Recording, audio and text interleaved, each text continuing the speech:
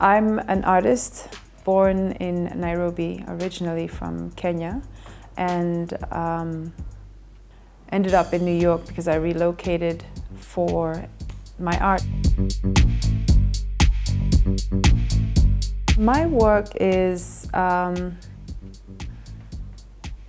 of a many-directional creature. I come with an education or background in sculpture, and so I have a sense of material, and actual physical material is a big part of my practice.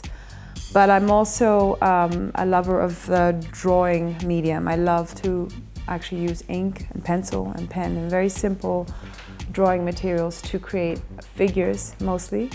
I'm sort of obsessed with the body as a sort of a central grounding force in the image. I'm also very much attached to using the idea of femaleness and women and females in my work. The work that people know of mine is collage-based, but I make video as well. I perform in the videos. I produce environments with installation and sculpture. The Fantastic Journey is an exhibition at the Brooklyn Museum that recently opened. It was this incredible, I don't know what to call this celebration, this catharsis, this finally moment. And it is an exhibition that describes the movement artistically that I've made from the time when I was making very small drawings, sketchbook drawings, in fact, still at school, to this present moment when I actually produced an animation film. And it's a many-tiered title. It's kind of fantastic in the sense that it's sort of amazing and almost unbelievable, but I think there's also a bit of irony to the word fantastic because it's a very American word. It's a fantastic journey. However, the Fantastic Journey title came from a TV show, which is a show about this family that gets stranded in a parallel universe and they don't know how to get home. And so that story, in fact, was very much my story, and so we wanted to use something that hidden in the title, hidden in this kind of very positive and glowing title is actually this sort of relatively sad and melancholic kind of reality.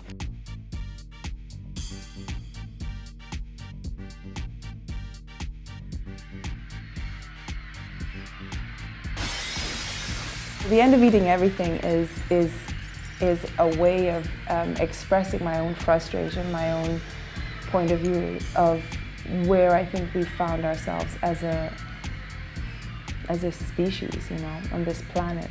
I feel like consumption and greed and a lack of regard for our environment, a lack of regard for those who don't have as much to eat or buy or use is at an all-time high. Population in the world is unbelievably high and is only about to get higher. So we're at a breaking point if we look at it if we look at ourselves as one shared family. This is about to fall apart because it's not sustainable.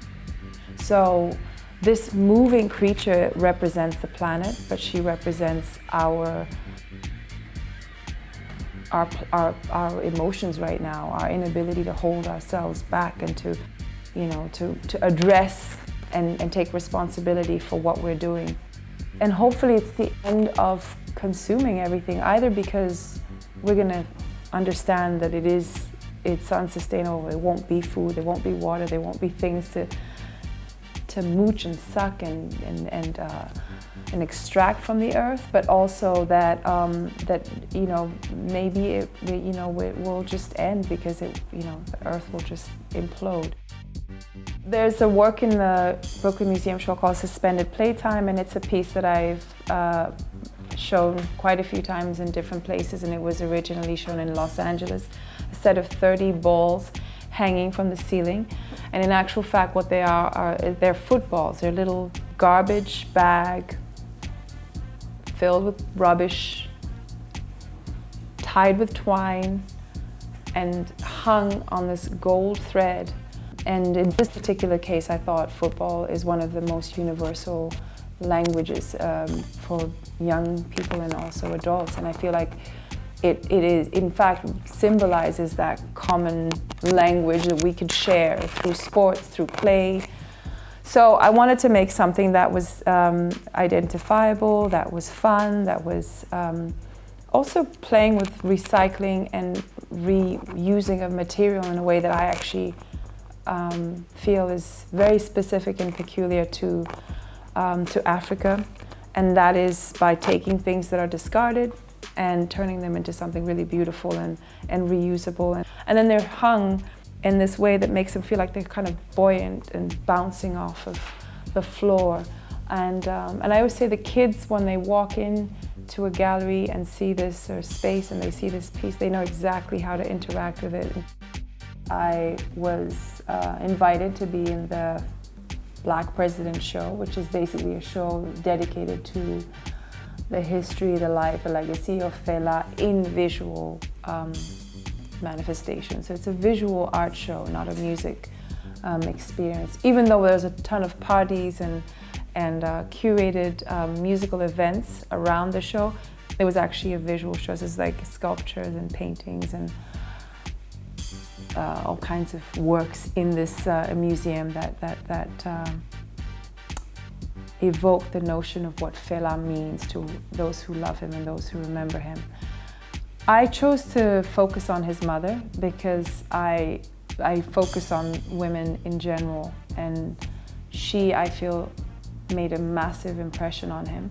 She's the one who basically gave him his political spine. He learned his radicality, his courage from her. She was an amazing activist, a powerful woman who was outspoken, very intelligent, very ahead of her times in many ways, but also very grounded in her heritage.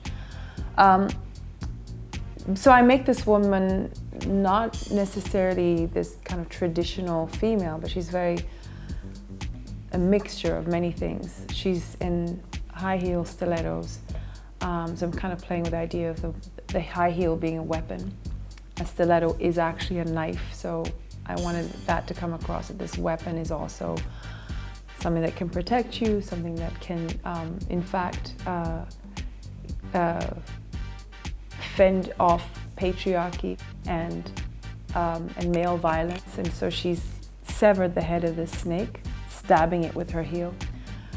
She's very powerful and sexy, and in the image she's sitting in one world, striding this one sphere, but also is connected to this other place, and there's no explanation as to why.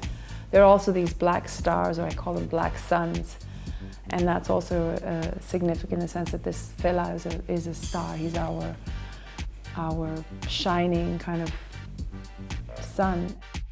My art has done what I did to my parents. It has come out of me, it has left me, and has traveled away without any regard for where I am, which is good. And in fact, it's what I hope for. It's one of my dreams, that my visual, creative DNA would catapult itself beyond my physical self and take with it the message that I embed in it.